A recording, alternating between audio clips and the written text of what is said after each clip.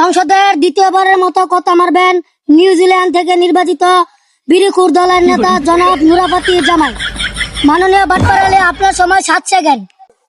হ্যাঁ 7 সেকেন্ড কাজ অতক্ষণ উত্তর বইতে লাগে অতক্ষণে দেন। সব সময় তো আপনার ইভেন্ট বেড়ে কথা বলেন, কই আমরা তো কোনোদিন আপনার কথা বলার সময় দেই নাই। মুখ সামনে কথা বলেন মাননীয় স্পিকার ও না সদস্য। হ্যাঁ আমরা তো বাড়া দিয়েছি শুধু আপনাদের কথা শোনার জন্য। ধন্যবাদ মাননীয় স্পিকার। মাননীয় স্পিকার, বিরোধী দলের নেতা যা কিছু বলেছে তার মধ্যে অধিকাংশ ঘটনা আমার সাথে ঘটেছে। এসব ঘটনা সঠিকভাবে তদন্ত করে যদি বিচার করা হয় তাহলে আমার মতো নেতারা শান্তিতে জীবনযাপন করতে পারবে। মাননীয় স্পিকার, আজ আমি দেশের দুর্নীতি নিয়ে অল্প কিছুক্ষণ চিল্লাচিল্লি করতে চাই। মাননীয় স্পিকার, সব অন্যায় অত্যাচার যেন আমাদের বেলায় ছিল। বর্তমানে স্কুলে শিশুদেরকে ডিম কলা রুটি দেওয়া হয় আর আমাদেরকে দিতে শুধু গুড়া কিমি ট্যাবলেট, এছাড়া বিভিন্ন ধরনের জালিয়াতের বাড়ি, এগুলো ডাইরেক্ট দুর্নীতি।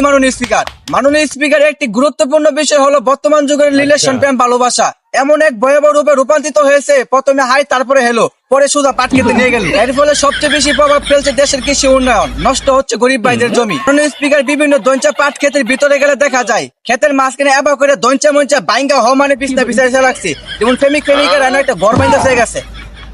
হেই ক্যামেরা টার্গেট করে এই কথাগুলো বলতেছে নাকি? এই এলাকায় তো আমার চেয়ে বেশি ফাটকে আর কেউ ভাঙে নাই।